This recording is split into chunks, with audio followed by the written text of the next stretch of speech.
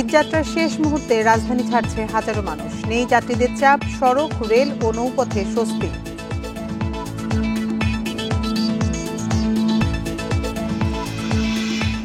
ফাঁকা ঢাকায় থাকছে 5 স্তরের নিরাপত্তা। কলকাতায় বসে ষড়যন্ত্র দমন করা হবে, হুঁশিয়ার স্বরাষ্ট্র উপদেষ্টার।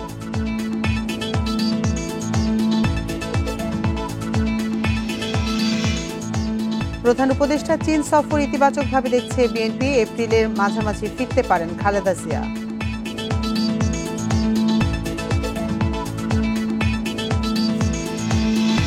ময়মনসিংহে গৌরীপুরে বাসের ধাক্কায় প্রাণ গেল 4 অটোযাত্রী। ঈদের বাড়ি ফিরছিলেন নিহত যাত্রীরা।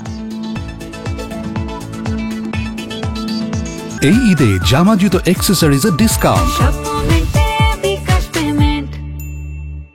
স্বাগত বিরতিহীন সংবাদ দুপুরে, আপনাদের সাথে আছি আমি আতিফা আঞ্জুমান। শিরোনাম শুনছিলেন এতক্ষণ, এবার চলে যাচ্ছি পুরো খবরে।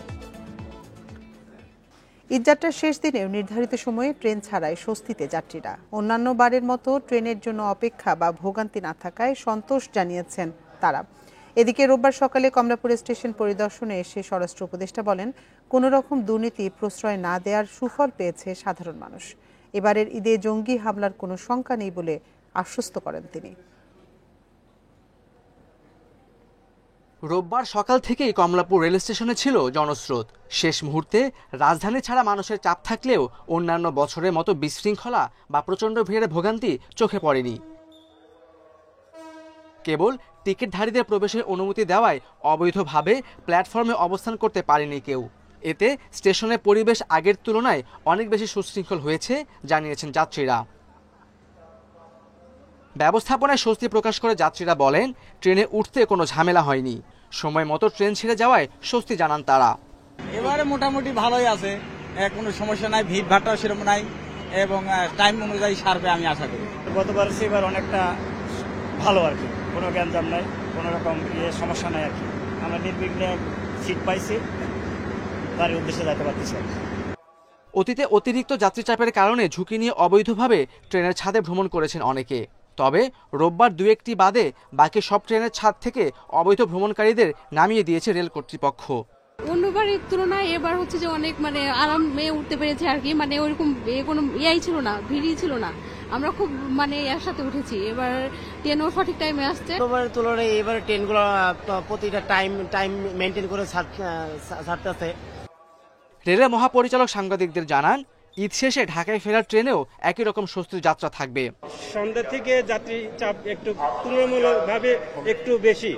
তো আমাদের একটা ট্রেনে একটু সমস্যা হয়ে গেছিল, অতিরিক্ত যাত্রী এটা উঠেছিল, এটা লালমনি এক্সপ্রেসে। আমাদের এটাকে একটু বিলম্ব হয়েছে, আর বাকি সমস্ত ট্রেনগুলো চলেছে। রেল কর্তৃপক্ষ এবারের মতো আগামীতেও যেন যাত্রীদের এমন স্বস্তিদায়ক সেবা দিতে পারে সেই প্রত্যাশা যাত্রীদের। Khaled Raihan, independent news, Dhaka. ঈদযাত্রা আরও খবর জানাতে রাজধানীর কমলাপুর রেলওয়ে স্টেশন থেকে জানাচ্ছেন আমাদের সহকর্মী মাহমুদুল হাসান। মাহমুদুল হাসান, আপনি এর আগে যেমনটি জানাচ্ছিলেন যে সকাল থেকে রেল স্টেশনে বেশ যাত্রী চাপ ছিল, এখন পরিস্থিতি কেমন দেখছেন? কোনো ধরনের শিডিউল বিপর্যয়ের কোনো তথ্য আছে কিনা?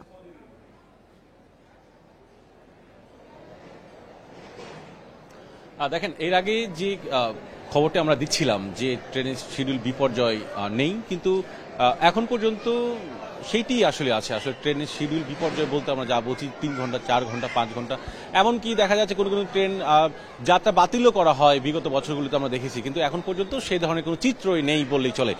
বরং যেটি দেখছি যে অন্যবারের তুলনায় এবার স্বস্তির মধ্যে দিয়ে ঈদ যাত্রা করছেন যাত্রীরা। এবং বিগত বেশ কয়েকদিন ধরে, অর্থাৎ এবারে যে 6 থেকে 7 দিনের যে ঈদ যাত্রা ট্রেনের, সেটিও আজকে শেষ দিন, এবং আজকে শেষ দিনে অনেকটা স্বস্তির মধ্যে দিয়ে ঈদ যাত্রা হচ্ছে। এবং এখানকার যারা যাত্রী আছেন, বিশেষ করে ট্রেনের যাত্রী অপেক্ষা করছেন, তাদের সঙ্গেও কথা বলেছি, এবং যারা ইতিমধ্যেই যাত্রা শুরু করেছেন তাদের সঙ্গেও সকালে কথা বলেছি। তারা যেটি বলছেন যে তারা স্বস্তির মধ্যে দিয়েই তারা প্রিয়জনের সঙ্গে ঈদ করতে যাচ্ছেন।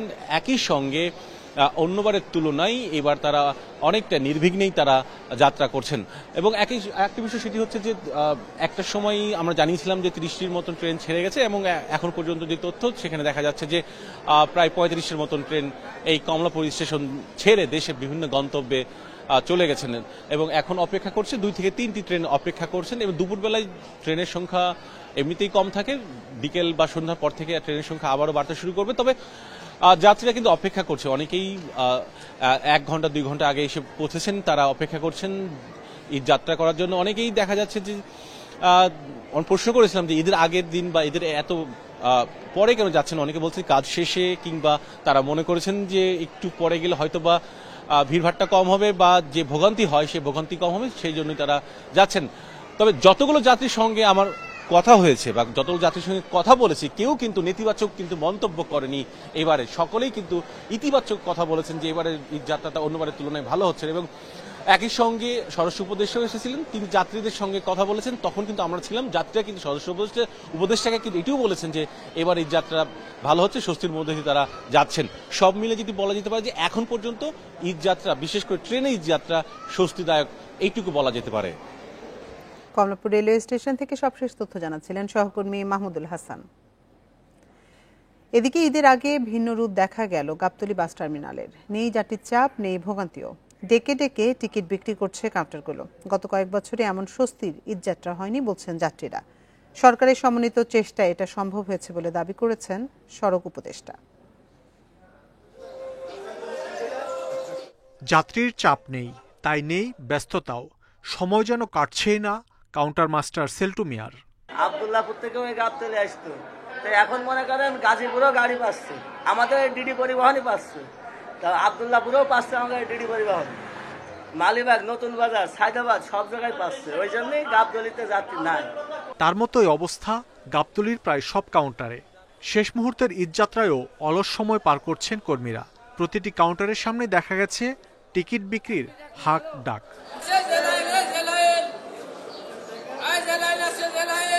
কোনো যাত্রী নেই ভাইয়া, যাত্রী খুব সংকট, সিট খালি গাড়ি। প্রতিটি বাস ছেড়েছে নির্দিষ্ট সময়ে, তাই টার্মিনালে নেই যাত্রীর জটলা, নেই বেশি ভাড়া আদায়ের অভিযোগও। এজন্য আইনশৃঙ্খলা বাহিনীর পাশাপাশি কাজ করছে নির্বাহী ম্যাজিস্ট্রেটের একটি টিম। অন্যবারের তুলনায় এবার অনেক ভালো জার্নিটা। টিকিট পেতে অতটা প্রবলেম হয় না আর কি, যানজট মুক্ত, টিকিটের কোনো সমস্যা নাই, তারপরে আপনার ভোগান্তি কম হইতেছে। রোববার সকালে গাবতলী বাস টার্মিনাল ঘুরে দেখেন সড়ক উপদেষ্টা ফাউজুল কবির খান। তিনি বলেন, সব বিভাগের সমন্বিত চেষ্টার কারণে ঈদযাত্রায় ভোগান্তি এড়ানো গেছে। এবার সরকার হিসেবে কাজ করছি। সরকার হিসেবে কাজ করার অর্থটা হচ্ছে যে আগে এক সময় সড়কের কাজ করত, পুলিশের কাজ করত, রেলের কাজ করত, এক একজন আলাদা আলাদাভাবে কাজ করত। এইবার আমরা একসঙ্গে কাজ করছি। পরিবারের সঙ্গে ঈদ করে মানুষ স্বস্তিতেই ঢাকায় ফিরতে পারবেন বলেও আশা প্রকাশ করেন উপদেষ্টা। মাহমুদ শরীফ, ইন্ডিপেন্ডেন্ট নিউজ, ঢাকা। এ বিষয়ে আরো জানাতে সাভার থেকে আমাদের সাথে যোগ দিচ্ছেন সহকর্মী রুবেল আহমেদ। রুবেল, সড়কের সাভার অংশের পরিস্থিতি কেমন দেখছেন? কোনো ধরনের যানজট চোখে পড়েছে কিনা? যাত্রী চালকরা কি বলছেন?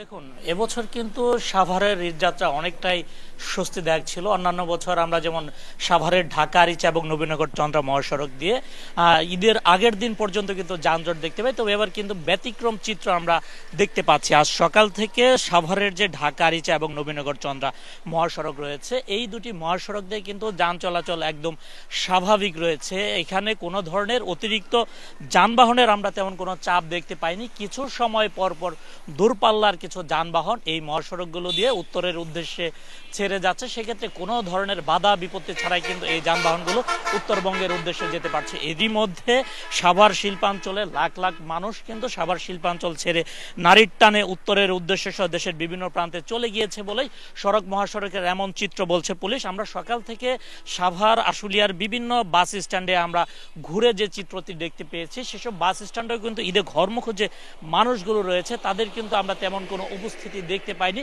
একটি ব্যতিক্রম চিত্র এবার আমরা দেখতে পাচ্ছি। উত্তরবঙ্গগামী যে লেনটি রয়েছে এই নবীনগর চন্দ্রা মহাসড়কের, এই মহাসড়কের যতটুকটা পরিমাণ যানবাহনের চাপ রয়েছে তার চেয়ে কিন্তু এই মুহূর্তে আমরা দেখতে পাচ্ছি ঢাকাগামী যে লেনটি রয়েছে সেই লেনে কিন্তু যানবাহনের চাপ কিছুটা বেশি রয়েছে। অর্থাৎ যে যানবাহনগুলো উত্তরবঙ্গের উদ্দেশ্যে ছেড়ে গিয়েছিল তারা কিন্তু যাত্রীদেরকে নামিয়ে আবার ঢাকার উদ্দেশ্যে ফিরে আসছে, তারা ঢাকা থেকে পুনরায় যাত্রী নিয়ে যাবে। তবে আমরা দেখতে পেয়েছি সড়ক মহাসড়কে তেমন এই মুহূর্তে ঘর্ম মুখো মানুষের চাপ নেই। কিছু সংখ্যক মানুষ নির্বিঘ্ন কোনো ধরনের ভোগান্তি ছাড়া নারীর টানে যাওয়ার জন্য চেষ্টা করছেন, তারা অনেকটা সহজেই কিন্তু বাস পেয়ে যাচ্ছেন। তবে কিছু যাত্রীদের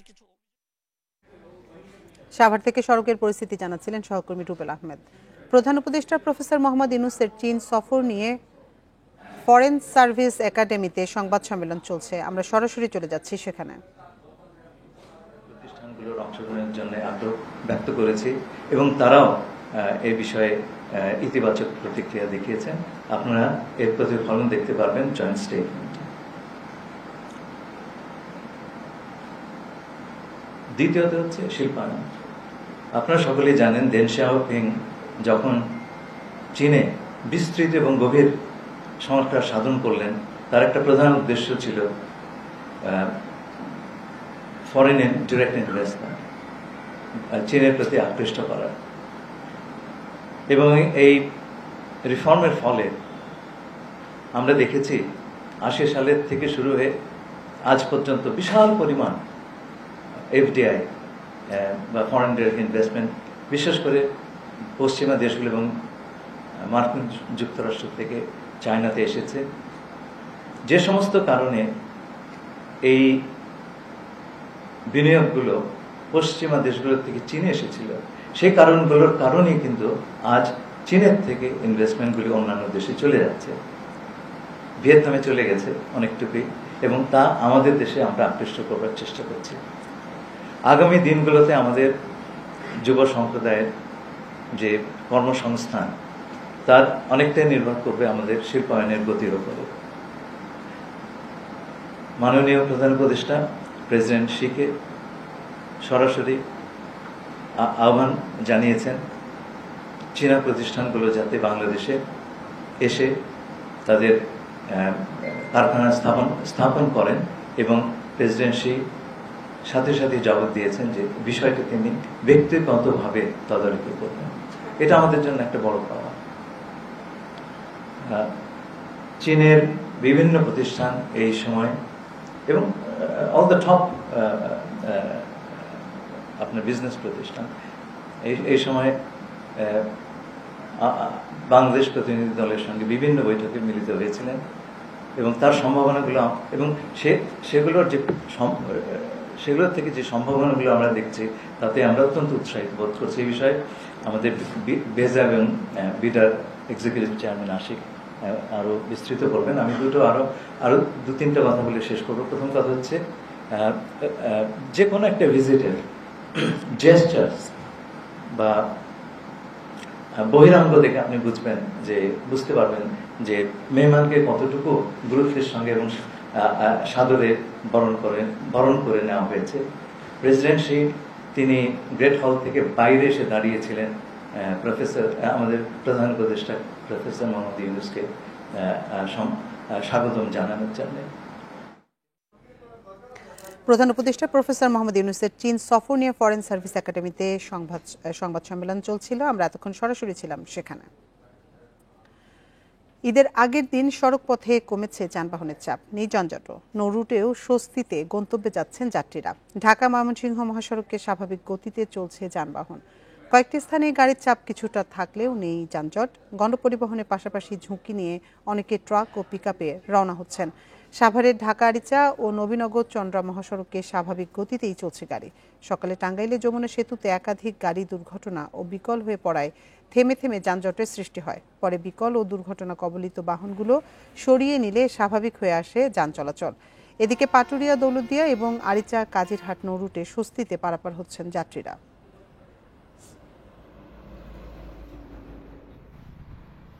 রাস্তাঘাট আছে একরকম ফাঁকা আছে, কিন্তু গাড়ি ঘোড়াও আছে, কিন্তু ভাড়াটার দিক দিয়ে অনেক বেশি। রাস্তাঘাটে মোটামুটি যানজট কিছুটা কম আছে, আর এমনি টিকিট জানিয়েছে মোটামুটি সন্তুষ্ট আমি।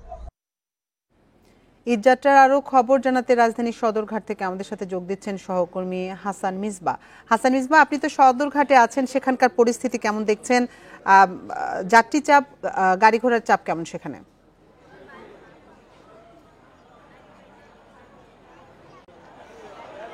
দেখুন, আমরা যে সদরঘাট ঈদের সময়ের যে সদরঘাট দেখে এসেছি সব সময়, এখন আসলে সেই সদরঘাট এই মুহূর্তে নেই। এটি গত অর্থাৎ পদ্মা সেতু হওয়ার পরেই সদরঘাটের যে চিরাচরিত চিত্র থাকতো ঈদের সময়টিতে লাখ লাখ যাত্রী, উপচে পড়া ভিড় এবং লঞ্চগুলোর যে হাঁক ডাক, এখানে একটু কোলাহল, সেটি আসলে পদ্মা সেতু হওয়ার পরেই থেমে গেছে। তারপরও এবার বাস এবং ট্রেনে যেহেতু একেবারে স্বস্তির যাত্রা, লঞ্চে তো আগে থেকে এই পরিস্থিতি ছিল, এখন লঞ্চে আসলে তেমন কোনো ধরনের পরিবর্তন হয়নি। অর্থাৎ বাস ট্রেনের মতো লঞ্চেও একেবারে স্বস্তির ঈদ যাত্রা, কোনো ধরনের ভোগান্তি, কোনো ধরনের উপচে পড়া ভিড় কিংবা যাত্রী হয়রানি, বাড়তি ভাড়া আদায়, দেরিতে লঞ্চ ছেড়ে যাওয়া, কোনোটাই আসলে নেই। সবই বলা চলে একেবারে স্বাভাবিক সময়ে স্বাভাবিক গতিতে হচ্ছে। বিআইডব্লিউটি এর পরিচালকের সাথে কথা বলছিলাম, তিনি বলছিলেন যে গত 15 বছরের মধ্যে এইবার সবচেয়ে স্বস্তির যাত্রা। স্বাভাবিক সময়ে 55 থেকে 60টি লঞ্চ চলাচল করে, গতকাল 134টি লঞ্চ ছেড়ে গেছে। অর্থাৎ প্রতিদিন ঈদের সময়টিতে গত এক সপ্তাহ ধরে দিনে 2 থেকে 2.5 লাখ যাত্রী সদরঘাট থেকে বিভিন্ন গন্তব্যে, দক্ষিণাঞ্চলের যে বিভিন্ন গন্তব্য তার উদ্দেশ্যে ছেড়ে যাচ্ছে। এই মুহূর্তে অনেকগুলো লঞ্চ এখানে নোঙর করা আছে, সেই লঞ্চগুলো সময় মতো ছেড়ে যাবে।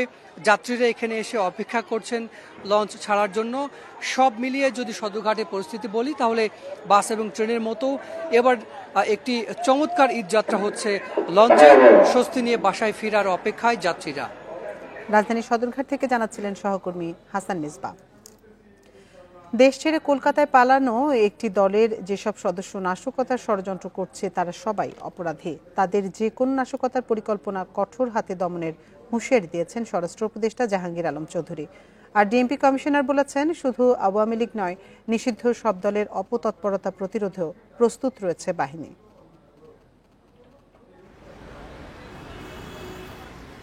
পবিত্র ঈদ উল ফিতর উদযাপনে উৎসবমুখর সারা দেশ, চলছে শেষ মুহূর্তের প্রস্তুতি। সকালে জাতীয় ঈদগাহে প্রধান ঈদ জামাতের নিরাপত্তা ব্যবস্থা পরিদর্শনে এসে ডিএমপি কমিশনার বলেন, যে কোনো অপতৎপরতা ও নাশকতার চেষ্টা মোকাবেলায় ডিএমপি প্রস্তুত। আর র্যাবের মহাপরিচালক জানান, রাজধানী সহ সারা দেশের নিরাপত্তা নিশ্চিতে ব্যবস্থা নেওয়া হয়েছে। পাকা বাসা বাড়িতে যাতে কোনো প্রকার চুরি বা দস্যুতা ঘটতে না পারে, সেজন্য আমরা সজাগ দৃষ্টি রাখছি এবং এখানেও নিরাপত্তামূলক ব্যবস্থা গ্রহণ করছি। আমরা আশাটাও নির্বিঘ্ন হয়, নিরাপদ হয়, সেজন্য আমরা বাস টার্মিনাল, লঞ্চঘাট এবং রেল স্টেশনের ফিরতি পথের জন্য নিরাপত্তামূলক ব্যবস্থা রাখছি। আমরা সবসময় সতর্ক আছি, বিশেষ করে আওয়ামী লীগ না, নিষিদ্ধ ঘোষিত যে সমস্ত দল আছে, সেই সব দল যাতে কোনো রকম অ্যাক্টিভিটিস পরিচালনা না করতে পারে, সে ব্যাপারে আমরা সদা সতর্ক। ঈদ উপলক্ষে ফাঁকা হয়ে পড়া রাজধানীতে নাশকতার কোনো শঙ্কা নেই জানিয়ে স্বরাষ্ট্র উপদেষ্টা বলেন, নাশকতার চেষ্টা করা হলে জনগণকে নিয়ে তা প্রতিরোধ করা হবে। দেশের বাইরে থেকে কোনো অপতৎপরতার বিরুদ্ধেও সতর্ক সরকার। আপনারা জানেন কলকাতায় কারা আছে, কলকাতায় যারা এই গুলি করে, তো ক্রিমিনালরা তো সবসময় এই জিনিস ব্যবহার চিন্তা করবে। তা আমরা এই ক্রিমিনালদের এগেস্টে কি ধরনের ব্যবস্থা নেওয়া যায়, আমরা সেই ধরনের ব্যবস্থা নিই।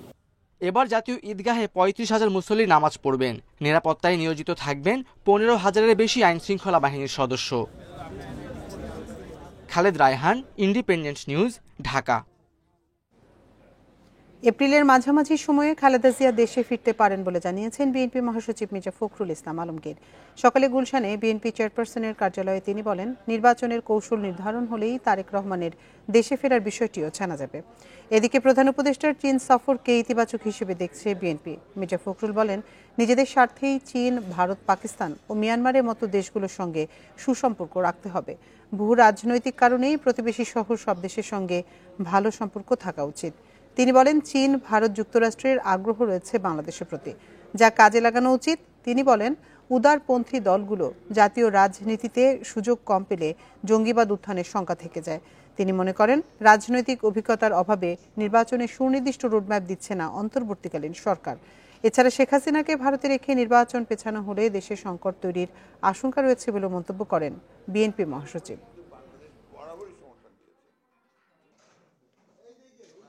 প্রেসিডেন্টের সঙ্গে দেখা হয়েছে, যেটা খুব রেয়ার অকেশনস আর কি, এবং সেখানে কিছু আলোচনা হয়েছে। নিঃসন্দেহে যেটা পজিটিভ হবে বলে আমার মনে হয়, এবং আমরা কতগুলো যে আপনার সড়ক যেটাকে MOU স্বাক্ষর হয়েছে সেগুলো পজিটিভ, এবং আমি মনে করি এটা একটা পজিটিভ মেসেজ আমরা পেয়েছি।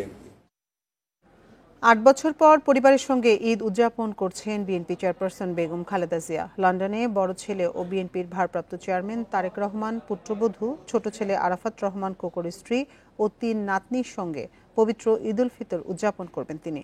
এপ্রিলের মাঝামাঝিতে দেশে ফিরতে পারেন বিএনপি নেত্রী। পরিবার পরিজনহীন নিঃসঙ্গ ঈদ নয়, বিএনপি চেয়ারপারসন খালেদা জিয়ার এবারের ঈদ উৎসব মুখর আনন্দের। লন্ডনে পুত্র পুত্রবধূ নাতনিদের সাথে পারিবারিক পরিবেশে ঈদ করবেন তিনি। এর আগে ২০১৭ সালের চিকিৎসার জন্য লন্ডনে যান খালেদা জিয়া। সে সময় ৩ মাস তারেক রহমানের বাসায় অবস্থান করেন, পরিবারের সদস্যদের সঙ্গে ঈদুল আজহা উদযাপন করেন। এরপর দীর্ঘদিন কারাগারে থাকায় পরিবারের সদস্যদের সঙ্গে ঈদ করা হয়নি তার। এই ঈদ আমাদের নেত্রী বেগম খালেদা জিয়া, আমাদের ভারপ্রাপ্ত চেয়ারম্যান তারেক রহমান এবং পরিবারের সদস্যদের, মরহুম আরাফাত রহমান কোকোর স্ত্রী এবং বাচ্চারাও সেখানে আছে। অতএব পরিবারের পূর্ণ সদস্য নিয়ে অবশ্যই এই ঈদ ওনাদের জন্য অত্যন্ত আনন্দদায়ক। বিএনপির সিনিয়র নেতারা আশা করছেন দ্রুত সুস্থ হয়ে দেশে ফিরে আসবেন বিএনপি প্রধান। আমরা সবাই আশা করছি এবং সারা দেশবাসী প্রতীক্ষায় আছে উনি সুস্থ হয়ে বাংলাদেশে ফিরে আসবেন আমাদের মাঝে এবং বাংলাদেশে গণতন্ত্র পুনঃপ্রতিষ্ঠায় এবং শক্তিশালী একটি রাষ্ট্র কাঠামো বিনির্মাণে তিনি আমাদের নেতৃত্ব দেবেন। ওনার চিকিৎসকদের সাথে কথা বলে যেটুকু জানা গেছে উনি খুব শীঘ্রই আসবেন ইনশাআল্লাহ। খালেদা জিয়া রাজনীতিতে সক্রিয় হলে বিএনপি আরও শক্তিশালী হবে বলে মনে করছেন দলের নেতাকর্মীরা। Jahanara Parvin, Independent news, Dhaka. ময়মনসিংহের গৌরীপুরে বাস চাপায় অটোরিকশার 4 যাত্রী নিহত হয়েছেন, আহত হয়েছেন আরও 2 জন। ভোর 6টার দিকে উপজেলার কিশোরগঞ্জ মহাসড়কে এই দুর্ঘটনা ঘটে। পুলিশ জানায় মহাসড়কের চন্দ্রপাড়া এলাকায় গৌরীপুরগামী যাত্রী বাস অটোরিকশাকে ধাক্কা দেয়। এতে ঘটনাস্থলে কুলসুমা বেগম, মেয়ে দিলরুবা ও প্রীতি নামে এক যাত্রী নিহত হন। পরে আহত 3 জনকে উদ্ধার করে ময়মনসিংহ মেডিকেলে নেওয়া হলে সেখানে মারা যান রীতি। আহত 2 জন এখন চিকিৎসাধীন রয়েছেন। ঈদে অটোরিকশায় বাড়ি ফিরছিলেন নিহতরা।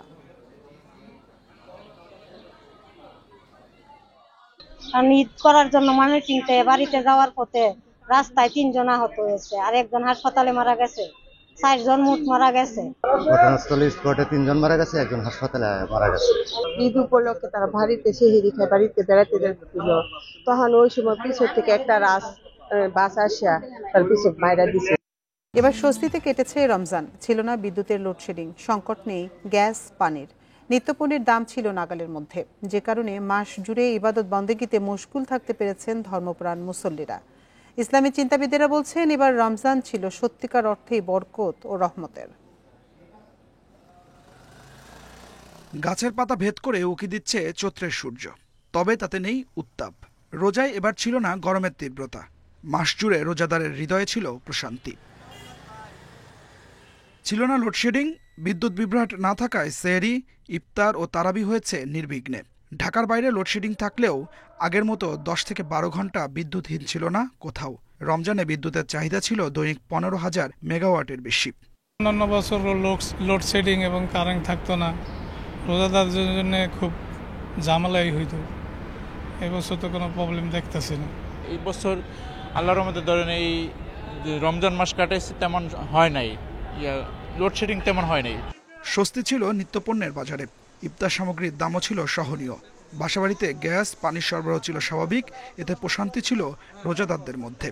ইফতারি বা বাজার হাট তরি তরকারি এগুলো কিনে আমরা খুব সুবিধা পাইছি। ইনশাল্লাহ আমরা রোজাও খুব সুন্দরভাবে রাখতে পারছি, আবহাওয়া খুব সুন্দর ভালো আছিল।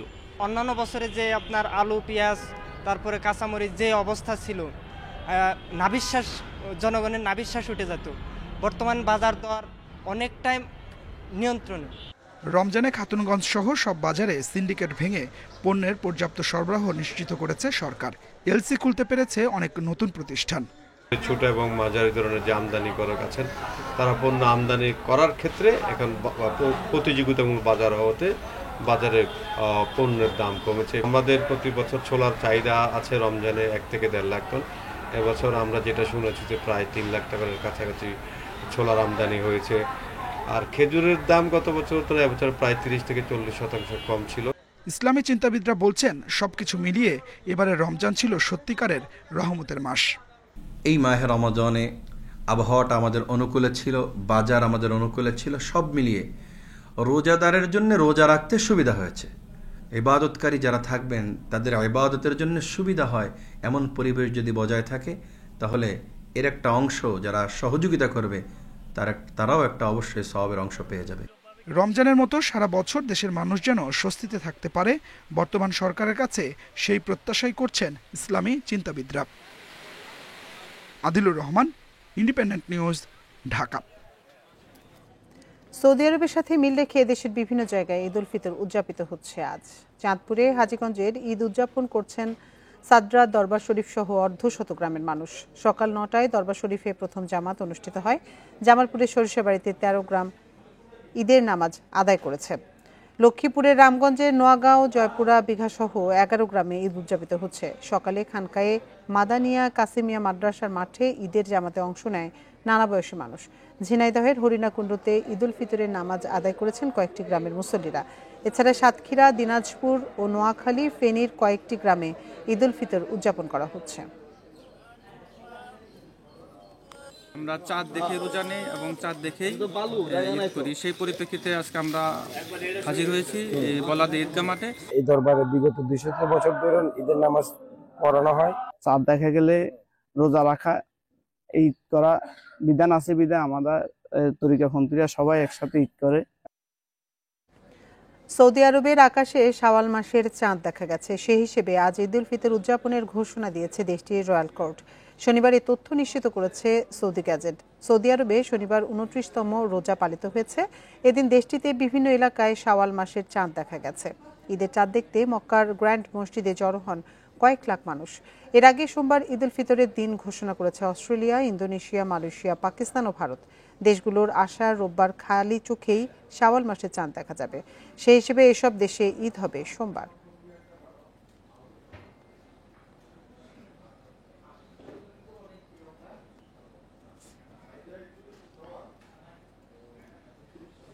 ঈদের লম্বা ছুটিতে লাখো পর্যটকের সমাগম ঘটবে পর্যটন নগরী কক্সবাজারে। তাদের বরণে প্রস্তুত জেলার হোটেল মোটেলগুলো। পর্যটকদের নিরাপত্তা নিশ্চিতে সতর্ক প্রশাসন। সবকিছু ঠিক থাকলে এবারে ছুটিতে 5 লাখের বেশি পর্যটক আসবেন কক্সবাজারে, আশা ব্যবসায়ীদের। রমজানের পুরো 1 মাসের স্থবিরতা কাটিয়ে প্রাণ ফিরে পেতে যাচ্ছে কক্সবাজারের পর্যটন খাত। 5 শতাধিক হোটেল মোটেলে চলছে প্রস্তুতি। পর্যটন খাতের ব্যবসায়ীরা বলছেন, গত বছরের রাজনৈতিক অস্থিরতায় পর্যটন শিল্পে ভাটা পড়েছিল। এবার সেই ক্ষতি পুষিয়ে লাভের আশা তাদের।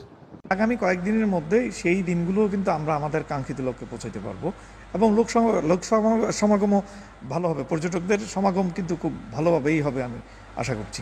এই বছর প্রত্যেকটা হোটেলের রিনোভেশনের কাজ হয়েছে এবং শ্বাস রব কক্সবাজারে প্রচুর পর্যটকের সমাগম করবে। আমরা যারা ট্যুর অপারেটর আসছি, আমাদের সাধ্যমতো আমরা বুকিং নিশ্চিত করেছি, যারা আমাদের মাধ্যমে বুকিং নিয়েছে। কক্সবাজারের পর্যটকদের নিরাপত্তায় সার্বিক প্রস্তুতির কথা জানিয়েছে পুলিশ। সর্বাগ্রে বাস থেকে নামা থেকে শুরু করে যাওয়া পর্যন্ত টুরিস্টরা আমাদের সম্পূর্ণ নজরদারিতে থাকবে এবং তাদেরকে যেন কেউ হয়রানি না করে। এই আলোকে আমাদের সব জায়গার মধ্যে ডেস্ক বসানো হয়েছে, হেল্প ডেস্ক বসানো হয়েছে। আমাদের সাথে যোগাযোগ করলে আমরা টুরিস্টের সেবায় আমরা পৌঁছে যাব। এবার ঈদ মৌসুমে অন্তত 5 লাখ পর্যটক সমাগমের আশা ব্যবসায়ীদের। এতে অন্তত 1000 কোটি টাকার ব্যবসার আশা তাদের। তৌফিকুল ইসলাম, ইন্ডিপেন্ডেন্ট নিউজ, কক্সবাজার। এসএসএফ এর সাবেক ডিজি মুজিবুর রহমান ও তার স্ত্রী তাসরিন মুজিবের 2টি ফ্ল্যাট, 10টি প্লট সহ 2টি বাড়ির খোঁজ পেয়েছে দুদক। তাদের এসব স্থাবর সম্পদ জব্দ ও 16 ব্যাংক হিসেব অবরুদ্ধের আদেশ চেয়ে আদালতে আবেদন করেছে সংস্থাটি। এছাড়া মুজিবুর রহমান ও তার স্ত্রী তাসরিন মুজিবের বিদেশ যাওয়ায় নিষেধাজ্ঞা দিয়েছে আদালত। দুদকের আবেদনে বলা হয়, ফ্ল্যাট, প্লট ও বাড়ি ছাড়াও তাদের 16টি ব্যাংক হিসেবে কয়েক কোটি টাকা অবৈধ লেনদেনের তথ্য পাওয়া গেছে। এছাড়া তাদের নামে সঞ্চয়পত্র ও পুঁজিবাজারে বিনিয়োগের তথ্যও রয়েছে বলে জানায় দুদক। জানায় এখন পর্যন্ত মুজিবুর তাসরিন দম্পতির নামে ঢাকার মিরপুর ক্যান্টনমেন্ট, খিলক্ষেত ও নারায়ণগঞ্জের রূপগঞ্জে পূর্বাচল এলাকায় অন্তত 10টি প্লটের খোঁজ পাওয়া গেছে। এছাড়া নারায়ণগঞ্জের রূপগঞ্জে একটি আবাসিক ভবন এবং ঢাকার সাভারে একটি জমিসহ বাড়ি রয়েছে।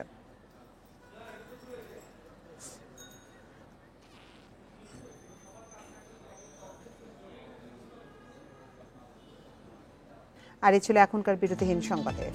এতক্ষণ সাথে থাকার জন্য ধন্যবাদ সবাইকে।